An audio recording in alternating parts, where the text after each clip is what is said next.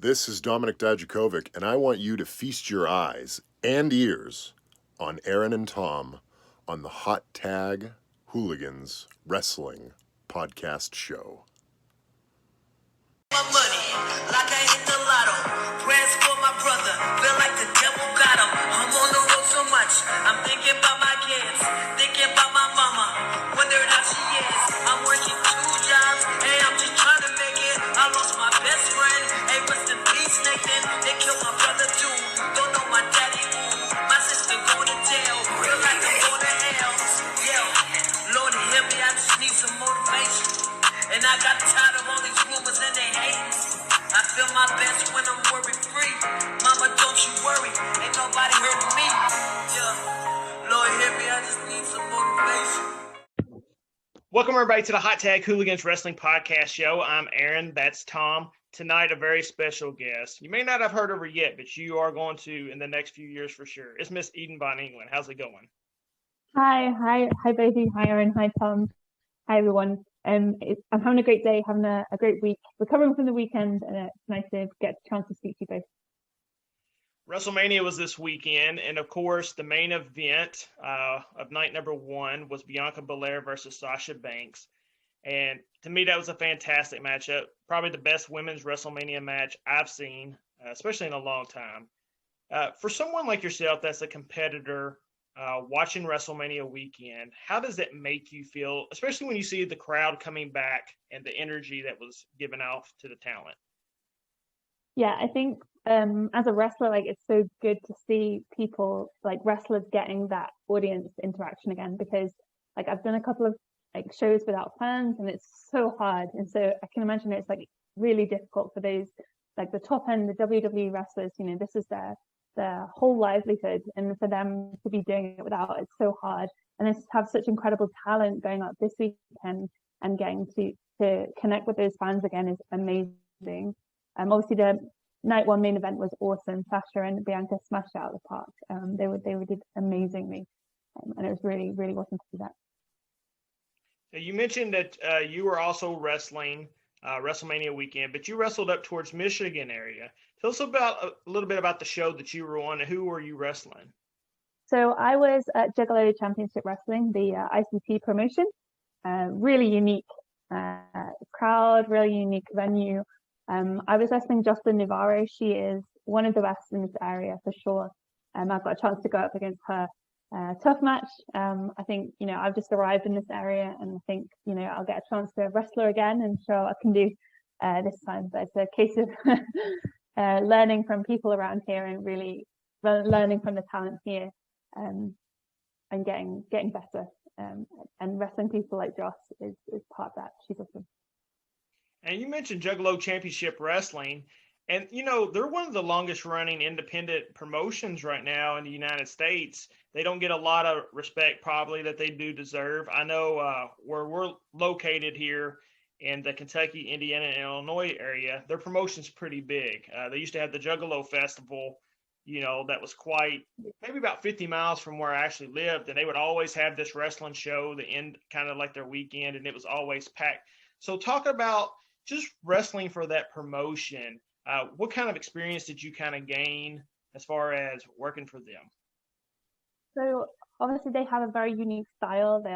They have really crazy characters themselves. They're portraying like really, really interesting, unique viewpoints. It's a very adult themed show. So I came in the UK. I wrestled a lot of like kids shows, a lot of family shows. So part of it is just funny to hear, because you get this live commentary, so you can hear everything they're saying while you're wrestling. So like trying not to get distracted by all the amusing things they're trying to say. They had a giant baby in a diaper wrestling, and a spot where the baby had an attorney and was trying to find their father. It was really, really entertaining. I think they don't get enough credit for how entertaining they make their shows. It's not everyone's cup of tea, because some people want extremely serious wrestling, but they have really incredible stuff there. I think the other thing that's worth mentioning is not only are they really entertaining, like humorous, but obviously they love deathmatch wrestling and all of that. And so you have some incredible athletes there who are willing to put themselves on the line Joshua Bishop and Kaplan came up with us from AIW from the Cleveland area, and they put an absolute storm on there. They really put themselves out there. I think we were always worried on WrestleMania weekend that people aren't going to be out there to watch it. Be putting even more on the line, than usual, because maybe you haven't got the audience there. But they put, they were incredible, and it was really, really great work from everyone. It was really fun to be part of it and to see a much more adult side of wrestling. Now, you talked about not being in the States long and trying to get your footing here. What has been some of the biggest transitions that you've had coming from over there to trying to, travel and work at different places here? So one of the biggest things was that we were completely shut down still in the UK when we moved over. So we hadn't been into contact training for months and months and months. There've been no shows. There's been one show, I think, for the whole year that I managed to be part of, and a couple across the country. So the biggest change was literally just being able to come in and train with people again and train with different people. My tag partner, Sydney, I came across with him, and we'd been the only people wrestling with each other for so long. But yeah, to just be around so many people and to be learning again, it was just awesome. It's been like phenomenal to experience the size of the States. I did not realize how big this country is before I came over here as well. In the UK, like 3 hours to a show is a long way. You ask any of the UK wrestlers and it's like, oh, 3 hours. Like, I'm not sure about that. I think I'll just stay at home. But 3 hours is like next door here. So yeah, it's been an experience starting to like explore. And I bet you've noticed that it's every state's different and people are different everywhere in the way they do things. Have you had any crazy experiences where you're like, where am I at? What's going on? I think going towards the Bible Belt has been really interesting for me because there's a lot more influence of religion in that area, whether it's from the road signs to like around the promotion and how they speak. Like I'm completely respectful, but it's so strange for me to come from a country where that's just not part of wrestling or the community at all.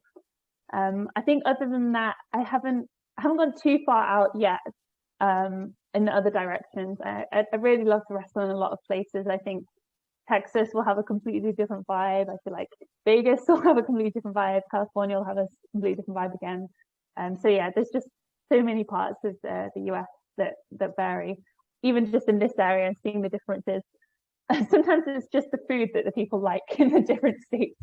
The fast food chain that they're obsessed with there varies.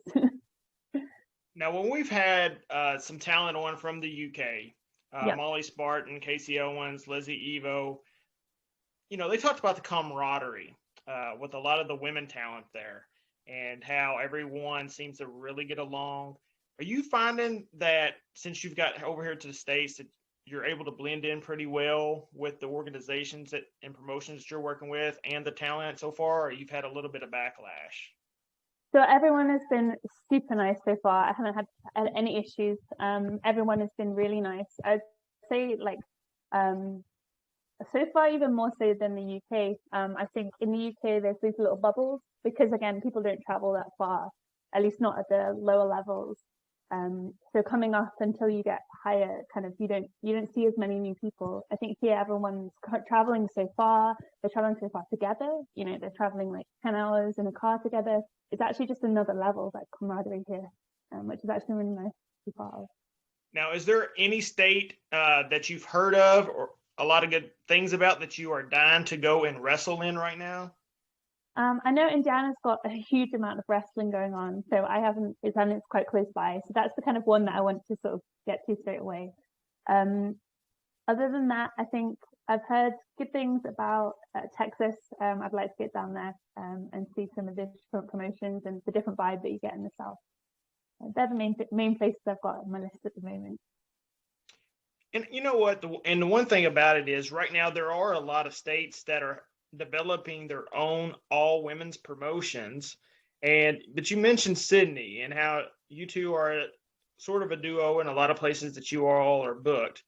But if the opportunity arose for you to branch off to go down to Texas for about a month or Florida to go down for a month, Are you willing to do that? Yeah, so I have I'm doing science outside out here as well. So on top of wrestling, I'm also a scientist. I have a PhD, and that's a big part of my life. So I would have to be able to do that at the same time, I think, at the moment. But in terms of wrestling independently, absolutely. Like we take bookings separately from each other. We just also love to like be by each other's side at ringside and play off the crowd together. Now, see, you mentioned it, and I was going to mention it a little bit later, okay? But the PhD from the University of Cambridge, correct? Yeah. So tell us about your actual studies that you do, because this is totally amazing for me that someone has put in all that time and effort into a actual career. And you're not the first person we've had on the show that, you know, has a college degree, has decided to do something different. But to have a PhD, that's a whole lot more college and more advanced than probably anyone else that we've ever had on this show. But yet here you are on the weekends taking these small bookings for maybe $100 or $50. So tell us about that and how you balance that time. So yeah, so it's a sort of PhD is another extra 5 years of work that I've done on top of it. I did a physics degree initially and then a PhD in cancer research. And now I'm just building on that science. I think what people don't realize is that like science is actually quite a creative career. You have to do a lot of thinking outside the box about how to solve problems, about how to work with people and like come together with new ideas. And so it takes a lot of brain power. Like it takes a lot of thought and time to develop the ideas, to do the reading, to do the actual work around it as well. And so, yeah, it's not easy to balance in terms of just time. Both wrestling and science require creativity, require putting yourself out there and connecting with other people. And in science, you have to publish. In wrestling, you have to go and wrestle. But like they're both quite flexible in terms of, you know, the wrestling can be mostly at the weekends, the science can be mostly in the week. They both kind of, you put the time in that you want. You go to the gym when you want. I can read papers when I want. I'm not stuck to like an office schedule in the same way that some people are. So that's quite good because I can balance the two more easily like that. But I'm just a person who does a lot all the time. So it works for me. And not only that, but you do hockey as well. I mean, do you have any free time just to relax? I mean, that's amazing. Yeah, not really. Sydney will attest to this. We watch Walking Dead sometimes, but mostly working or at the gym or hockey. I played for university group, like the Great Britain University team. I played ice hockey there, and I played a ton of other sports, rugby, hockey, and everything back in the UK. So yeah, I'm gonna keep active. I kind of want to excel at everything. That's kind of the person I am. You know, I pick something up and I just decide, you know, I'm gonna go and be good at this now. And I work hard enough to get close to that at least sometimes and keep trying. That's what I mean. Never give up. Don't start a podcast because you'll put us out of business with your work ethic. We won't have a chance anymore. Don't worry, I don't have time right now. If you get going, we'll be in trouble. So with all of that said, to be a professional wrestler, you have to really have a passion for it. You have to, there's something in you that's different than from other people. What got you to the point where you were like, I know I got all this other stuff going on, but I've got to be a pro wrestler? What was that moment for you? So it was actually the first show that I went to, which was back in the UK, promotion called Eve. And I went and saw their show, and I just saw a load of incredible, powerful women. Alpha Female was on there, Nina Samuels, a really incredible group of talent. And I've always been interested in like acting and performance. My grandma was a huge influence to me on that side of things. She's passed away a few years ago now, but she loved acting, and she would always get me to be part of her shows, like little bit parts, and then I would do other bits in school later on. And then I got into team sports, and I loved sports and the idea of working with people and getting really strong. And so when I saw wrestling live, I just realized how it meshed these two things that I love so much and how it combined those. And I just said, I've got to do it. Like this is perfect, and I really want to be like them. And it's a bit later than most people, but that was the moment. I was just like, this is too cool not to do. And yeah, as you say, you've got to be a bit crazy to do it. You've got to put yourself through hours and hours of training, hours and hours of bumping. You've got to put yourself through matches. You've got to put yourself on the line, and you have to basically do improvised theatre in front of a fan. So it's just very, very challenging. But I saw that challenge and just wanted to go for it. So you obviously have to be very goal oriented, right? So you seem like somebody's very driven. So what are some goals that you have right now in the pro wrestling world that are right on the horizon? So I have, I kind of tend to always set myself like different distance of goals, because like some people's goal will just be like WWE, and then you never have anything to show for that on the way. Whereas I tend to set things that I feel like I can achieve and just push it a little bit harder. And for me, like, I'm around kind of, I've had about 15 singles matches, about 35 matches in total. Like, I'm so new. And for me, like, I want to get to 100 matches, hopefully by the end of this year, which is, or maybe by the next, but that's kind of my goal, is like get as many matches in as possible. I really want to wrestle for Beyond Wrestling, but I know I don't have a lot of control over that. And also I want to get my moonsault down, but that's just me pushing myself physically. They're my kind of main goals. Yeah, more and more people that we get on the show, I think a lot of people, they want to be in the WWE or AEW because that's where they're seen the most, as far as television stuff goes. But we've learned through this whole process of interviewing people, they lose a lot of their creativity. So is creativity that you would be able to master yourself important as your career goes forward? Or would you like for someone to say, hey, you know what, you're going to be the hockey girl, we're going to throw you out there on television? Or would you like to keep that individuality and that creativity? I feel like you can learn so much from having that control over your creativity, and like having that interaction with the crowd is like part of what I love about wrestling, that you can be in the moment and you can learn how to react to people and how to react to your opponent and how to interact with everything. And so I would be sad, especially at this point, to lose that, to go into an environment where there is a lot of control. I feel like I have a lot to learn from performing on the independent circuit. Not that like WWE or AEW wouldn't be an end goal, but right now I feel like I have so much to learn on the independent circuit, and I wouldn't want to lose that yet. Fully understand that, 100%. And for someone like you who, seems very go-driven, you seem like you want to go through the process and you don't want to rush it. And because we do see a lot of talent get brought up really fast and then they just fade away because they weren't ready for that spotlight yet. But looking at the independent scene right now, who are some talents that you would like to wrestle in the next year? So I would love to wrestle Max the Impaler. They are very, very cool.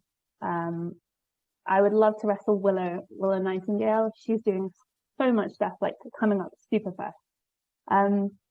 And like Kimberly, although she's still on the independent circuits, and she's someone that when I first got into wrestling, I watched her matches and was just blown away by how much she puts herself into those and how much she puts on the line in her matches. So that's like, I would love to wrestle her. That's kind of my main list. That's three very talented women who I think that she would have very great matches with if given time. You never know what the promotions are thinking. Yeah, exactly. So when you look at the next year in your career and moving forward, what is one thing that you think that you need to really work on personally to get to that level that you think that you should be at? I think I need to work on my confidence in the ring in weird situations. So a bit like the aspect of like working on the fly. Like I think there's so much in the ring that you've never dealt with before, and just working on dealing with that and how to deal with that. I think it just makes you such a strong performer if you can take a moment while you're in there and just like not panic, I guess. So just, like reps, and strength will always help. But for me, like, I just want to focus on that confidence in the difficult times because we've all been there. It's challenges. Yeah. Confidence is even something that, we deal with even doing this podcast a lot of times, depending on who the guest is and, just trying to do the research that we do on people. Do we have the confidence to deliver a good interview for how many podcasts are you on now? Like, you know what? We started about, I would say, 7 months ago. Okay. And I do believe you're number 50. Nice. I like that. And we've had a lot of great talent on this show, and we love when our talent is successful. The people that you may not have heard of, but then all of a sudden 3 weeks later they're on AEW Dark. That makes us feel so great because we truly push for every single talent we have on this show to make it, whether their dream is to be in Japan or the United States or the UK. Like, we just want everyone to be successful. We do everything for them, not for ourselves. Yeah. How did you two get into it? Tom actually used to wrestle. Yeah. This is my character when I was a lot handsome back in the day. Carried a ring, but we actually worked together, and we're both huge wrestling fans.